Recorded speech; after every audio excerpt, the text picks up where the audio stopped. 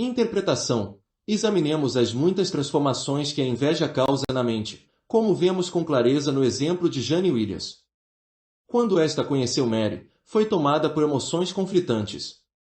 Por um lado, havia muito a se apreciar e admirar em Mary, que tinha maneiras agradáveis, era evidentemente brilhante, possuía uma ligação profunda com o filho e era bastante generosa. Por outro lado, fazia Jane se sentir inferior, carecendo de muito daquilo que Mary tinha, mas que ela sentia que merecia atenção pelos próprios talentos, pela disposição a fazer sacrifícios em nome do amor, pela natureza encantadora.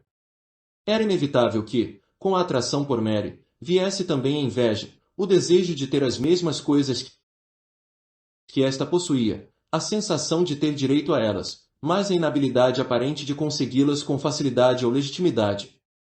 Com a inveja vem o desejo secreto de magoar, ferir a pessoa invejada, ou de lhe roubar algo, a fim de corrigir a injustiça decorrente dessa suposta superioridade. Havia muitos motivos para Jane esconder ou até reprimir a inveja que se agitava dentro si. Em primeiro lugar, em termos sociais, é tóxico demonstrar inveja, sentimento que revela inseguranças profundas e também hostilidade, uma combinação bastante desagradável, que, com certeza, leva as outras pessoas a se afastarem. Em segundo lugar, ela e o marido dependiam do Shelley para o seu sustento futuro, já que Jane estava determinada a fazer Edward se associar a Shelley como amigo, assistente e especialista em velejo. Shelley era notório por sua generosidade em relação ao dinheiro. Mostrar-se hostil a Mary teria colocado tudo isso em risco. Por fim, a inveja é uma emoção dolorosa, uma admissão da nossa própria inferioridade, algo bem intolerável para os seres humanos.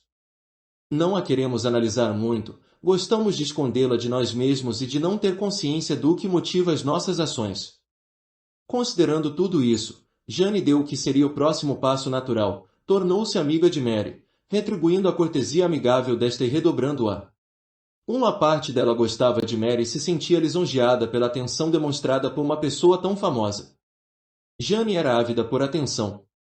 Como poderia se imaginar agora sentindo inveja em relação a Mary, se esta havia decidido se tornar sua amiga? Contudo, quanto mais tempo passavam juntas, mais pronunciado o desequilíbrio entre elas se tornava. Era Mary que tinha um marido bonito e ilustre, o prospecto de uma vasta herança, a amizade profunda com Lord Byron e a rica imaginação que a fez tão talentosa. Assim, quanto mais tempo estava ao lado de Mary, mais os sentimentos invejosos de Jane se fortaleciam. Ocultar essa inveja de si mesma e dos outros exigia que ela agora desse o próximo passo. Em sua própria mente, precisava converter Mary num personagem antipático. Mary não era tão talentosa assim, tinha apenas sorte, e se não fosse pelos pais famosos e pelos homens em redor dela, jamais teria chegado àquela situação afortunada. Não merecia a fama que tinha. Era uma pessoa irritante de se ter por perto, mal-humorada, depressiva, carente, nada divertida. Não era gentil nem amorosa em relação ao marido, e não era lá grande coisa como mulher. À medida que Jane passava por esse processo, a hostilidade começou a sobrepujar os sentimentos de amizade. Justificava-se mais para seduzir Percy Shelley e disfarçar o que sentia de verdade por Mary. O mais devastador para o relacionamento conjugal de Mary foi que, cada vez que Shelley se queixava para Jane da esposa, Jane reforçava isso com alguma nova história ou observação, aprofundando o abismo entre o casal. É claro que, ao transformar Mary em alguém tão desagradável, Jane precisava ignorar deliberadamente o contexto e a perda recente dos dois filhos amados, que adoeceram, a maneira como Shelley demonstrava frieza para com a esposa e cortejava outras mulheres. Contudo, a fim de que os invejosos se sintam no direito de agir de forma prejudicial, eles precisam criar uma narrativa. Tudo que a outra pessoa faz revela algum traço negativo. Ela não merece a sua posição superior. Agora Jane tinha o que queria: a adoração de Percy Shelley e a alienação completa dele em relação à esposa. Depois que Shelley morreu, ela descarregou a inveja, espalhando a história maliciosa de que Mary não se mostrava muito triste pela perda, algo tão perturbador para aqueles que ouviam isso, inclusive Leigh Hunt, que todos se distanciaram dela. Quando Jane voltou a Londres e Mary foi se juntar a ela, o padrão se repetiu. Uma parte de Jane ainda se sentia atraída por Mary. Com o passar dos anos, elas haviam compartilhado muito. Entretanto, Quanto mais tempo Jane passava junto dela, mais notava a fama crescente de Mary, o círculo de amigos ilustres, a natureza generosa para com outras mulheres que haviam sido maltratadas, a devoção total ao filho e a memória do marido. Nada disso combinava com a narrativa, por isso Jane precisou dar mais um passo mental. Mary é falsa, vivendo ainda do legado do marido e de outros, motivada por um sentimento de carência, não de generosidade.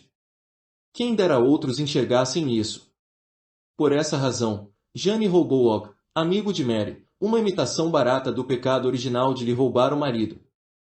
E continuou a espalhar histórias sobre ela, mas, desta vez, com a adição da reviravolta cruel de que Jane fora o último grande amor da vida de Shelley, que este jamais amara a esposa, e que Mary o havia levado ao suicídio. Contar casos tão escandalosos em Londres causaria o dano máximo à reputação de Mary.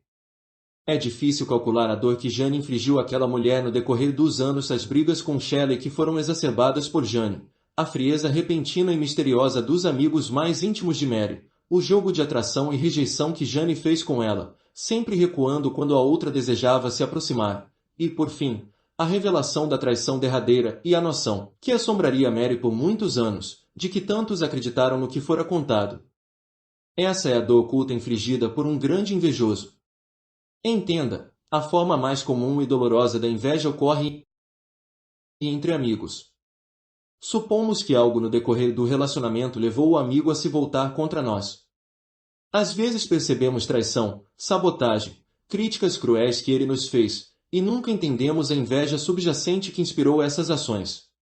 O que precisamos compreender é algo paradoxal. Os indivíduos invejosos se sentem motivados, em primeiro lugar, a conquistar a nossa amizade.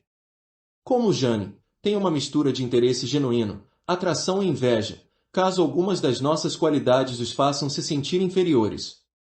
Ao se tornarem nossos amigos, conseguem disfarçar a inveja de si mesmos. Logo irão ainda mais longe, tornando-se atenciosos ao extremo, e impacientes para se assegurarem da nossa amizade. No entanto, ao se aproximarem mais, o problema se agrava. A inveja latente é incitada de maneira contínua. Os próprios traços que estimularam aqueles sentimentos de inferioridade à boa posição, à sólida ética de trabalho, a simpatia são agora testemunhados diariamente. Desse modo, como aconteceu com Jane, uma narrativa é construída aos poucos. A pessoa invejada tem sorte, é ambiciosa demais, não é tão talentosa assim. No papel de nossos amigos, os invejosos descobrem os nossos pontos fracos e o que nos magoará mais. Na amizade, estão mais bem posicionados para nos sabotar, roubar o nosso cônjuge, espalhar o caos. Depois que nos atacam, tendemos a nos sentir culpados ou confusos. Talvez eu tenha merecido algumas das críticas deles. Se respondemos com raiva, alimentamos a narrativa da nossa natureza antipática. Porque somos amigos, nos sentimos duplamente magoados e traídos, e quanto mais profunda for a ferida, maior será a satisfação do invejoso. Podemos até especular que o invejoso é atraído de maneira inconsciente a criar laços de amizade com o ser invejado a fim de ter esse poder de ferir. Embora esses amigos fatais sejam elusivos e enganadores, há sempre sinais que alertam sobre a presença deles. Aprenda a prestar mais atenção às suas primeiras impressões. Quem dera Mary tivesse feito isso. Muitas vezes intuímos que a outra pessoa é falsa, mas depois nos esquecemos disso quando ela se aproxima de maneira amigável. Sempre nos sentimos melhor sobre aqueles que parecem gostar de nós, e os invejosos sabem bem disso. Confie nas opiniões de amigos e de terceiras partes neutras. Muitos amigos de Mary julgavam Jane dissimulada e até um pouco assustadora. A inveja do amigo também tenderá a transparecer em olhares repentinos e comentários depreciativos. Os invejosos oferecerão conselhos desconcertantes, bem fundamentados, mas que são contra os nossos interesses. Eles querem que cometamos erros, e com frequência tentarão encontrar uma maneira de nos levar a isso. Qualquer sucesso ou atenção a mais que conquistemos fará os verdadeiros sentimentos deles transparecerem mais. Não é uma questão de se tornar paranoico, mas apenas de permanecer alerta uma vez que capte sinais de inveja em potencial. Aprenda a identificar os tipos com propensão especial a sentir inveja. Veja mais sobre isso na próxima sessão, antes de se enredar demais no drama deles. É difícil medir o que você ganhará ao evitar um ataque invejoso, mas pense nisso nos seguintes termos: a dor infligida por um amigo invejoso pode afetá-lo e envenená-lo por muitos anos. Toda vez que um amigo obtém algum sucesso, eu morro um pouco. Item Gore Vidal.